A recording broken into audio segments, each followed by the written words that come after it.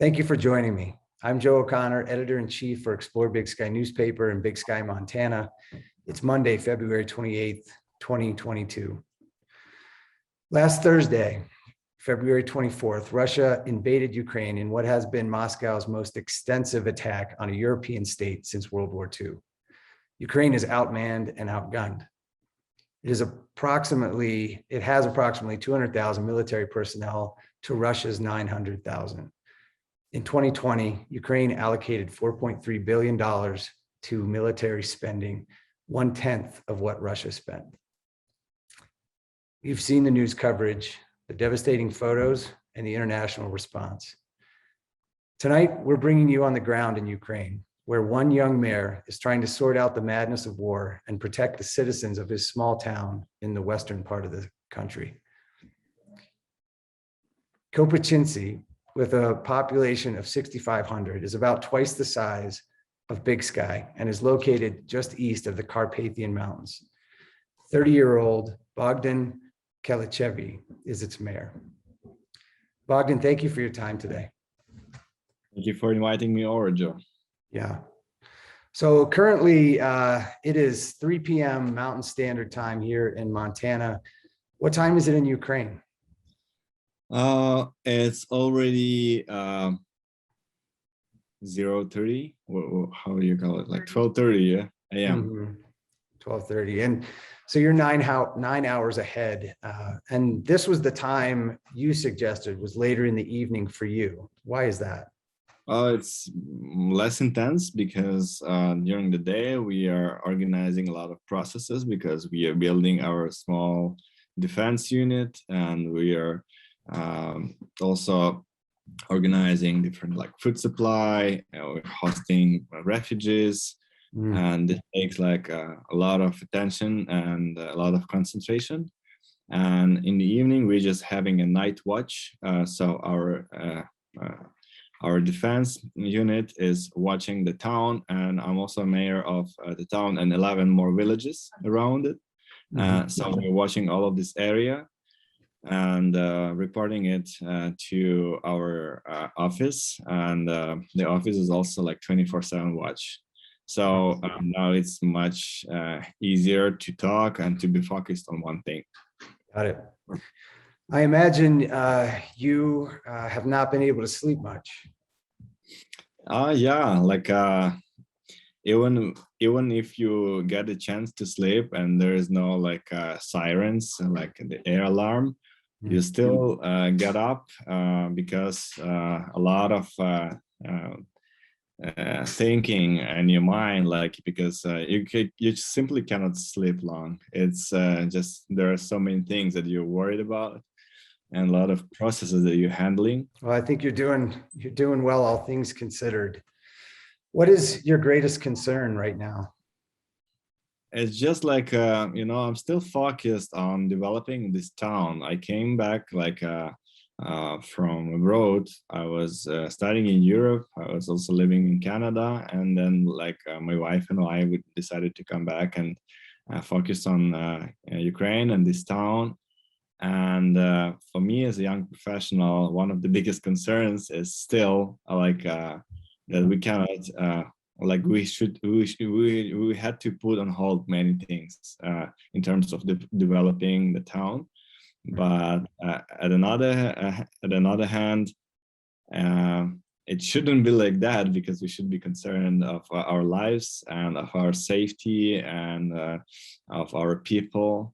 And we actually today we got a news that one of the doctors who lived like 10 kilometers away from us, and we knew him because he was head of the hospital in a near town.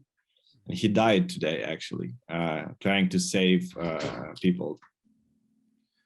Where was he?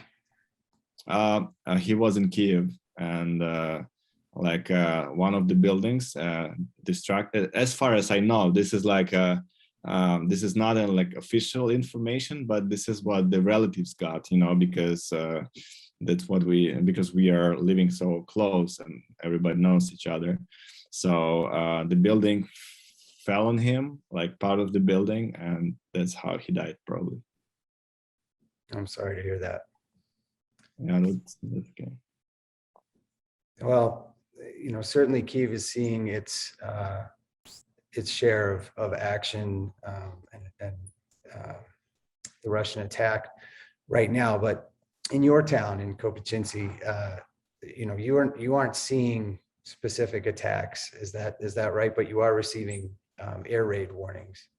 Yeah, it's a small town, and it's not very urbanized, this area. So that's why people are considering this as a safe place, more or less. But we have like air alarms like 2-3 times a day, maybe sometimes 4 times a day. Sometimes that's at night. And we are, until now, we've been lucky to not to get any bombarding, but there were like bombardings like 100 kilometers from here. So this is like, I don't know, like 60 miles. Yeah. And, you had mentioned an airport nearby. Is there concern there? Yeah. I was worried about that like first day because at the beginning, the main airports were attacked. And we were thinking that there's an old military airport that can be restored quickly, and it's located like 20 kilometers from here, which is like I don't know how much is it in miles, maybe like 16 miles, 10 miles, whatever. Yeah, something like that. Yeah, and we were thinking that maybe we would be like one of the targets. But and after that, like we saw that there are rockets flying like to buildings, hospitals, kindergartens, everywhere, and this makes us very sad because a lot of civilians are like victims of that. But at the same time, we're not having that much infrastructure. We're not that urbanized. Like that's why. We are feeling that okay, maybe we are lucky to be living here. Mm-hmm. Can you just briefly take us through the last 5 days in Kopachinsi? Oh, like last 5 days, it was like last 5 months because there are so many memories of it already, and so many things that happened, and so many like human interactions. And you don't distinguish them like when it's weekend or the working day, but so I usually count it as day one. I don't know what is like day one was that I was sleeping, and I think about 5:30 or 6 a.m. I got a phone call, and that Russia started war, and I couldn't believe in that. And I opened like my phone and some of my like friends chats, messengers, and I saw a lot of photos with fire, with bombing, and I thought like this is unbelievable because sometimes you see something from news and this looks to you a bit distant. But when your friends are sending something that they have from their windows, and because they woke up because of the sound, they couldn't sleep, because of the bombarding, that brings you a bit more to reality. But I still was quite unconscious, and I still didn't believe it. Like nobody could believe in that this is happening to us, and we have like bombarding all over the country. Yeah, so first day was more like people started panic, and people started like buying all the gas from the gas stations, and withdrawing money from ATMs and buying groceries, everything like that. People were busy doing like and focused on themselves. And in the city hall, we were just like didn't know what to do, and we should create some strategy. How should we act? How should we react? And what will be the consequences? And the situation was changing very fast. Yeah, but then like day 2 and day 3, people started like thinking like, okay, like there's huge panic. What should we do? Should we like escape from the country, or should we help? We got a lot of volunteers. We sent some people to war, like some reserved officers that we got in our community, we sent to war. And then we started receiving refugees. And this is something that we are dealing with right now, and we will be dealing with for some period of time, because we're getting more and more new people coming. And we're trying to host them, to organize them, to make them comfortable as much as we can. And but at the same time, local population is a bit mad of that, you know, like because we have this situation, maybe these tensions that local population is very patriotic and they want to go like to protect the country. But there, at another hand, there are some refugees that are coming. We have to receive them.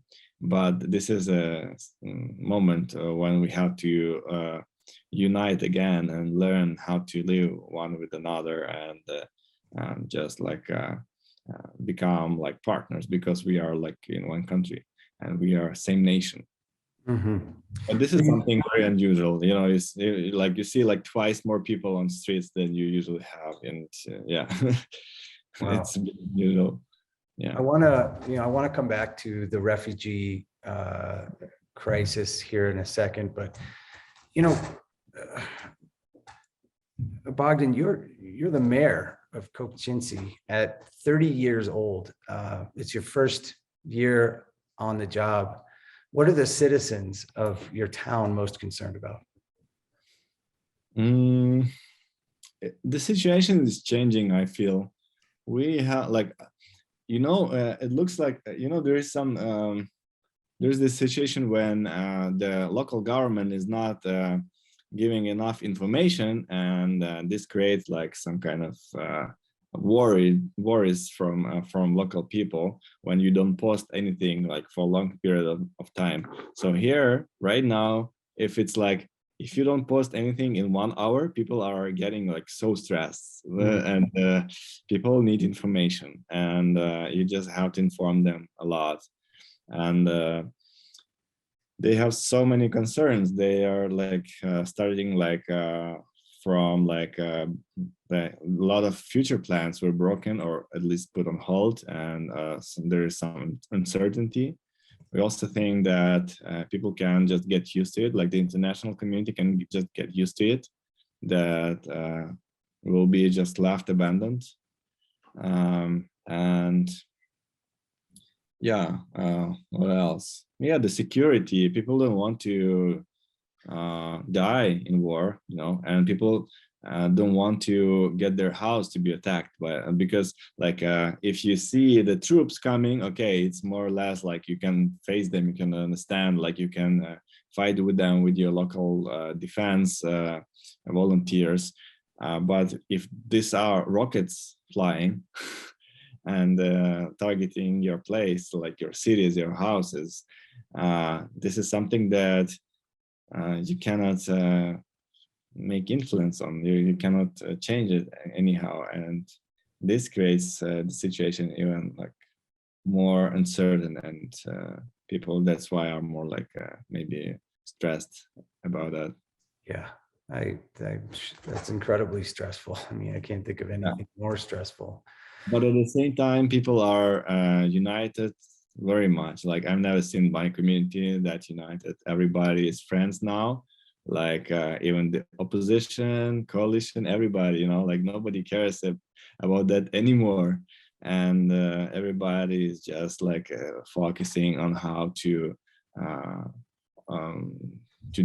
protect ourselves, you know. And there are no internal affairs anymore here. Mm-hmm.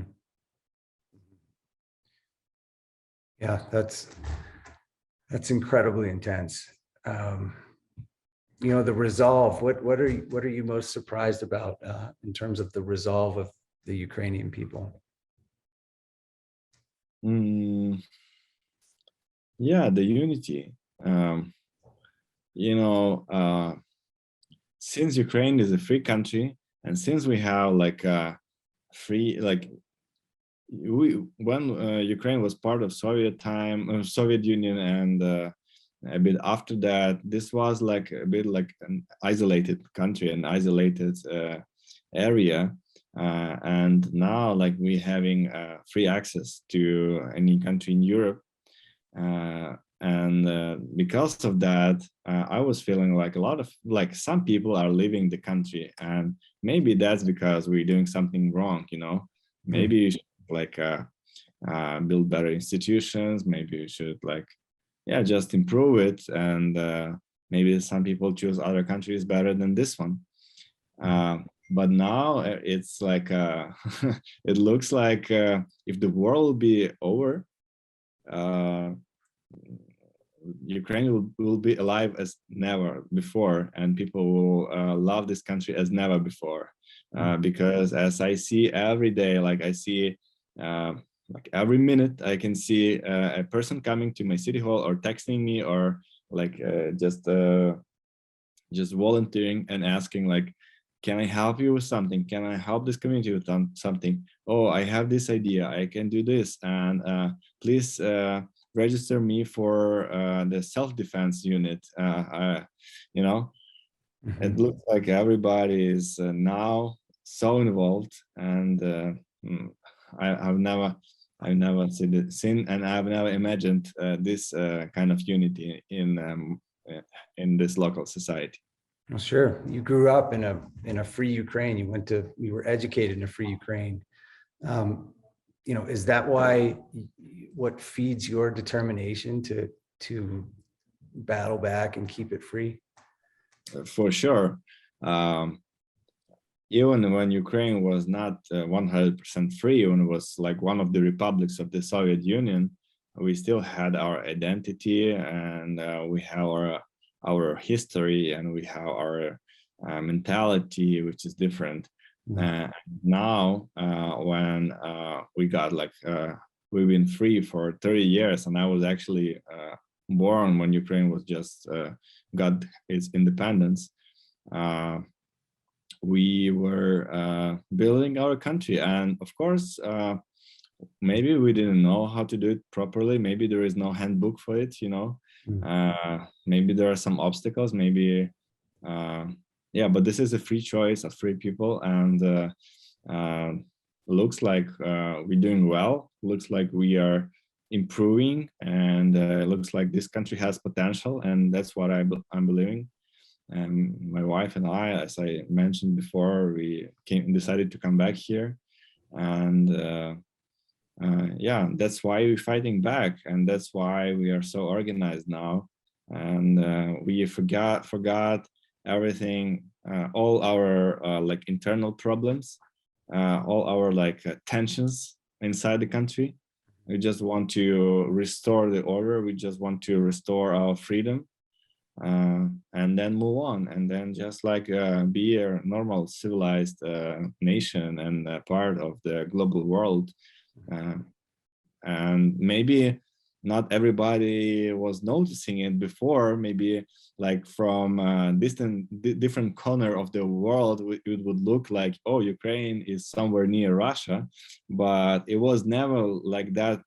It never looked like that here before. It was always like that. We were always a different country, and we are always protecting this what we got here. Yeah. Currently you're in the midst of a humanitarian crisis. In your town, in Kapuscinski, what do you need? What do you need in terms of aid and supplies? I mean, do you have food? How is that looking? Yeah, Ukraine has food, that's for sure, and Ukraine can supply food to anywhere else as well, like in the normal time, because we have very fertile soil here.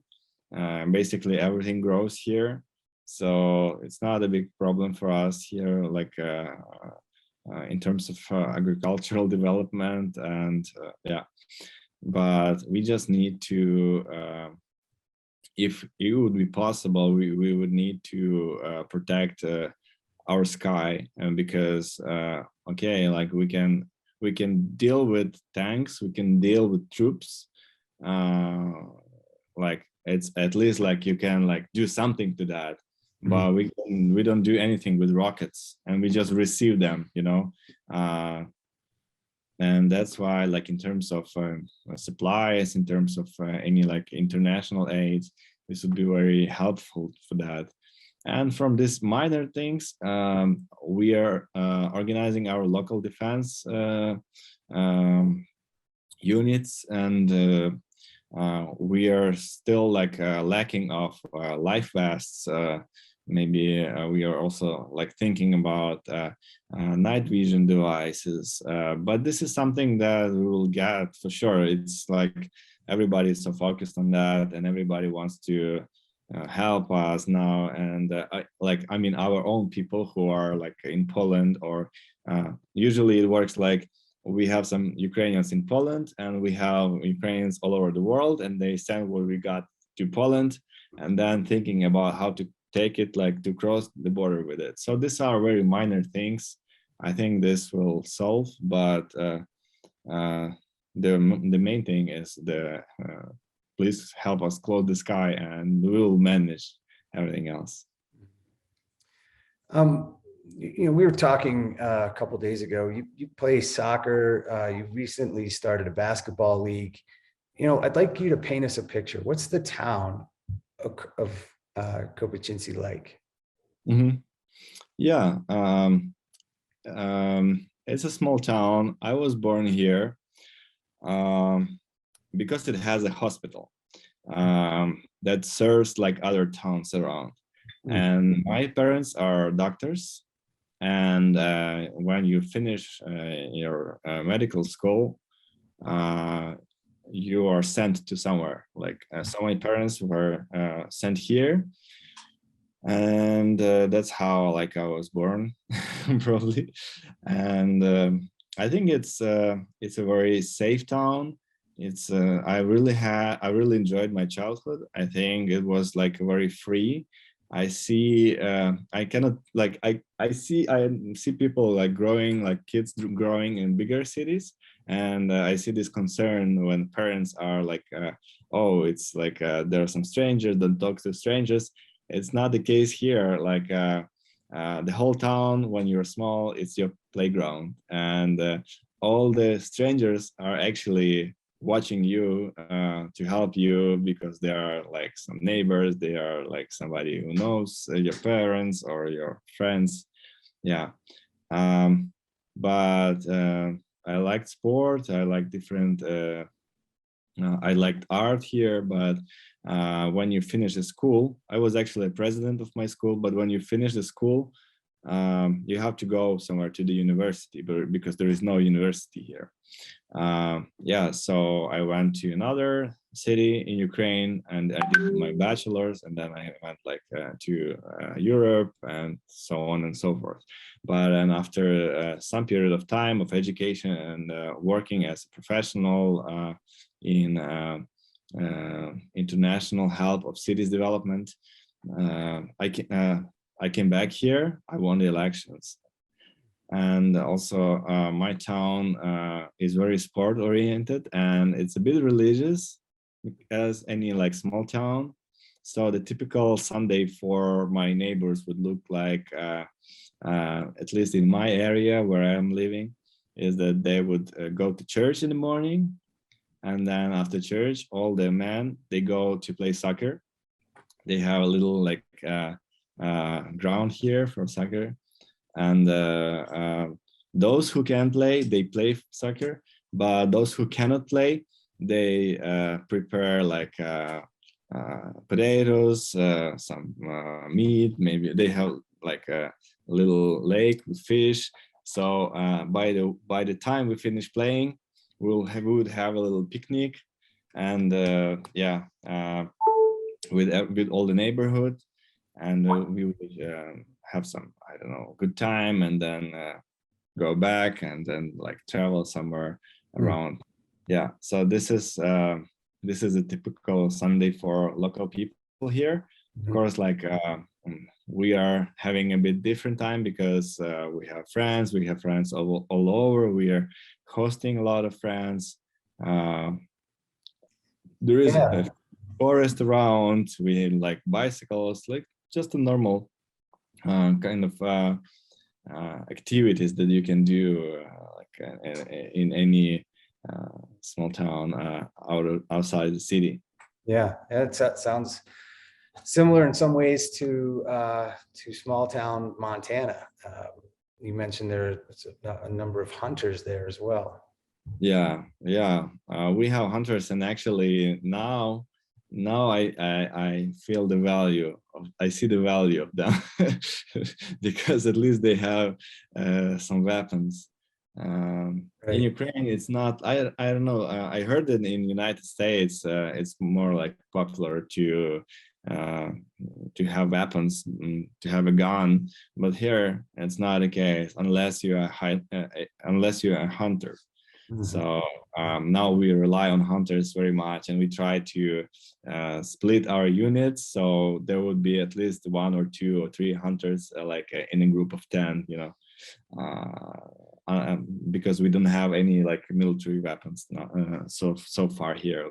They don't supply because they have sent everything to the main cities and where the main battles are happening. And in terms of those defense mechanisms, tools, weapons, tell me, I mean, I know you were telling me a little about Molotov cocktails the other day. I wondered if you could talk a little about that, and is that sort of the final, are you expecting to get any guns or weapons for your defense anytime soon? It depends. As far as I understand, we have a lot of volunteers for local defense, but I'm glad that we didn't give them weapons, because they need to learn a lot before that. And those who want to do it, like those who want to get weapons, they just go to the military unit, like to the regular army, and then they would have all this experience. But for now, I think it will depend, because it's dangerous, if you just give people a lot of guns, a lot of machine guns, then at some point you have to take that back, but it's not that easy. Yeah, so we are preparing in different ways, and one of the ways is we know that Molotov cocktail is very effective for fighting with tanks, but it was interesting because nobody done research about it earlier, so we have to Google it basically. And some people, they started preparing a lot of them, but the thing is that you have to put all the ingredients separately before you make them. And people like one of our guys, they produced a lot of them, but they didn't understand that in 2 days they will be not effective anymore. So yeah, so, it's rough. yeah, but life didn't prepare us for that, so we just have to learn quickly and hide some of the, try to strategically think how to hide some of the ingredients and some of the things, in case of anything. And we also created some blog posts, and we are also watching all of the strategic objects that are strategic for us. Yeah, there are a lot of things that we're doing here. Bogdan, yesterday, well, and today too, you and your wife, Maria, and the whole town had to take refuge in bomb shelters multiple times. And these are air raid sirens. Yes, we get them like from the higher level commanders, and as a mayor, my responsibility is to pass it on to my population and to effectively spread the alarm among the population. The main goal for that is to everybody to hide in a shelter. And the shelter, I mean, like the basements. Everybody, mostly everyone has basements here, and we also have some public basements in public institutions like buildings, like schools and cultural centers, kindergarten, city hall. Yeah, that's terrifying. And I understand you have a recording of those sirens. Would you mind playing it? yeah, sure. It's my phone. So this is how my town started to sound.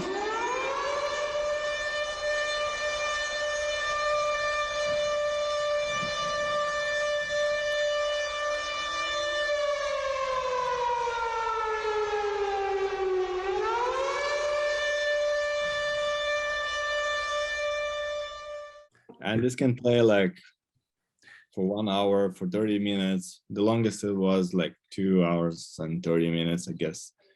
Yeah, that sounds like my town now. I'll remember that sound.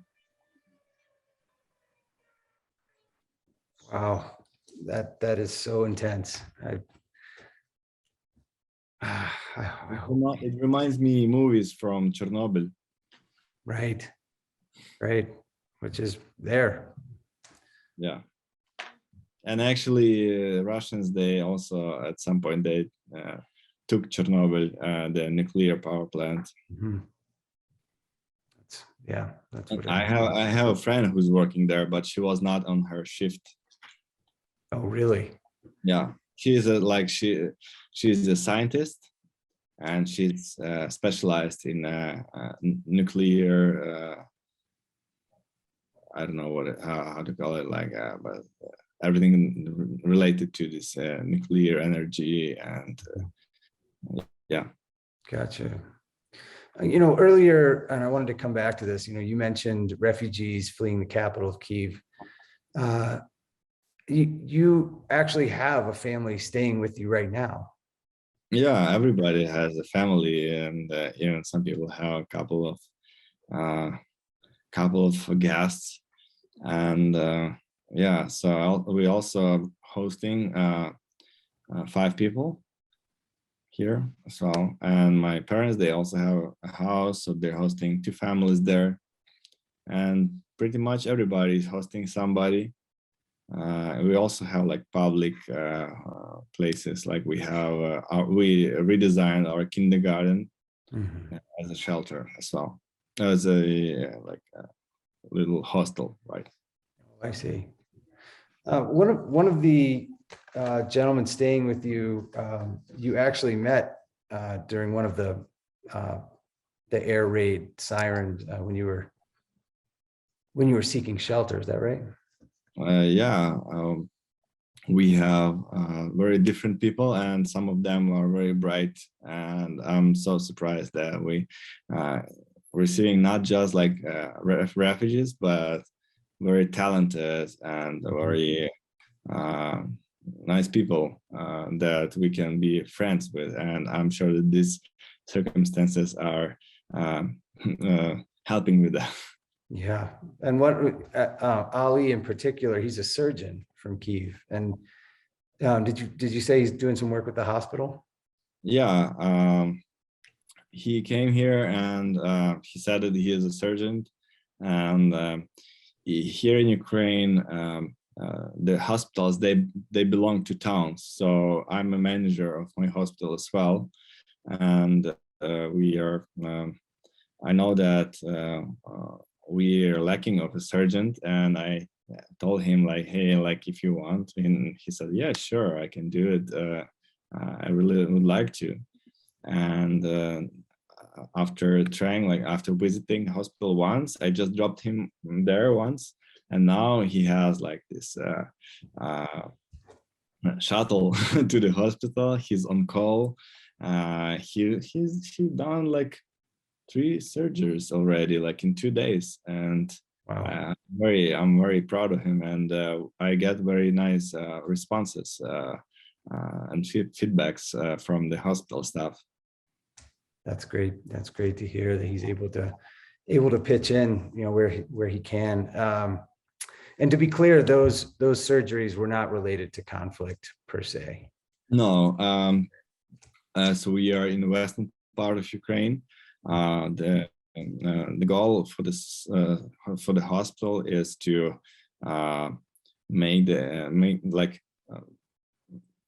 put on hold some of the planned surgeries and just only operate the emergencies. That's how we are getting prepared for potential soldiers that may come, and we would have to help them out with some issues. See, well, Bogdan, I was just going to ask you, coming to a close here, what do you want to tell the world right now? I'm not, this is not something that I would be thinking all the time about, because I'm more like focused on my community right now, and I'm not even having time to follow the news. But at this point, I would like to say that we are just same people. We are having similar values. I've been to United States a couple of times. I lived in Canada, and I lived in Europe. I was studying there, so I have so many friends that are very compassionate and that are writing me a lot, like letters of support, and like they're actually thinking about how to support. And yeah, the message is like this shouldn't be happening, and the whole world should do their best to stop it, to stop this war, and to stop even the potential of this war. The people in free countries and in democratic countries, this is not what they deserve, and they just want to live their peace lives. And we are just saying we are having similar hobbies, similar dreams, and similar future plans. Yeah, very well said. I was speaking with your wife, Maria, earlier on the phone, and she said, you can take away our flag, but we're the same people. We're no different from you. Yeah, that's very well said. Yeah, of course, I'm agreed with my wife. Well, I think our thoughts are with you, Bogdan, and it's been it's happened so quickly over the last 5 days, but to be able to look and watch the resolve of the Ukrainian people fiercely defending your country in the name of freedom is it's powerful to watch. It's terrible, and I don't have the words for it, but I want you to know that whatever we can do, we're here, and I think us being able to get the word out and be able to speak to you is a great privilege for us, and I really want to thank you for your time. Yeah, thanks for those words. And you said it's hard to watch, but from our local experience, like if I could give a piece of advice, don't watch, just act. Go on streets, join demonstrations. If you really believe in us, show your position to everybody, to your governments. We need your support. We rely on you. We'll surprise you. We want to be your partners, your friends, and in case of if you will be in need, we'll be there for you as well. Thank you for those words. I'm Joe O'Connor, Editor-in-Chief for Explore Big Sky newspaper in Big Sky, Montana. We've been speaking with Bogdan Kelichavyi, mayor of the Western Ukrainian town of Kopychinsy. Bogdan, thank you for your time. Stay safe. Thank you. Thank you, Joe.